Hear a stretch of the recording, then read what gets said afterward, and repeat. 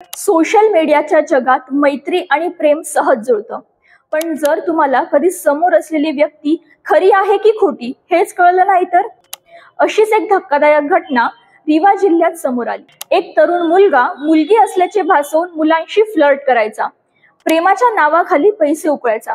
विशेष म्हणजे तो आवाज बदलण्यात इतका पटाईत होता की लोक सहज त्याच्या जाळ्यात अडकायचे।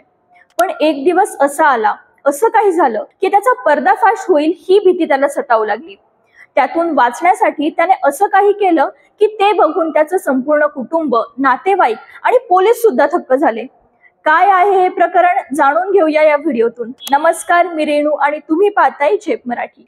रीवा जिल्ह्यातील मंगनवा पोलीस ठाण्याच्या हद्दीतील माणिकवार चौकीत हा धक्कादायक प्रकार उघडकीस आला। 9 मार्च रोजी अमिलिया गावातील 20 वर्षीय विपिन रजक अचानक बेपत्ता झाला। कुटुंबियांनी तक्रार दाखल केल्यानंतर पोलिसांनी शोध मोहीम सुरू केली। एक पथक तयार करून शेकडो लोकांची चौकशी पण झाली, मात्र विपिन कुठेच सापडत नव्हता। अखेर पोलिसांनी सखोल तपास केला आणि धक्कादायक सत्य समोर आलं। विपिन स्वतःच्या घराजवळील एका पडक्या घरात लपून बसला होता। पण त्याने असं का केलं?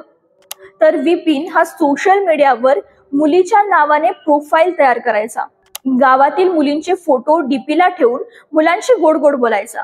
त्याने अनेक तरुणांना प्रेमाच्या जाळ्यात ओढलं आणि त्यांच्याकडून पैसे उकळले।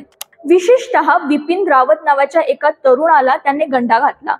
प्रेमाच्या नावाखाली त्याच्याकडून लाखो रुपये ट्रान्सफर करून घेतले, मात्र तो कधी समोर आला नाही। 9 मार्च रोजी विपिन रावत आपल्या तथाकथित मैत्रिणीला भेटण्यासाठी आला आणि तेव्हा संपूर्ण फसवणुकीचा प्रकार उघडकीस आला। त्याने ज्या मुलीशी प्रेमाचं स्वप्न रंगवलं होतं तो खरं तर एक मुलगाच होता।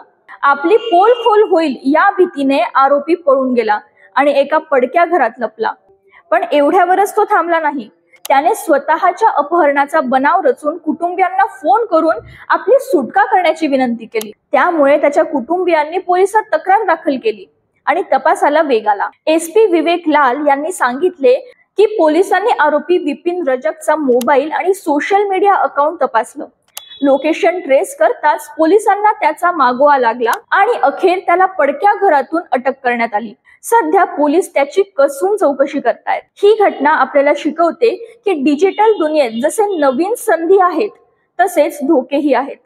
प्रेम, मैत्री, विश्वास या गोष्टी खऱ्या असाव्यात, पण त्या डिजिटल पडद्यामागे खोट्या चेहऱ्यात लपल्या असतील तर?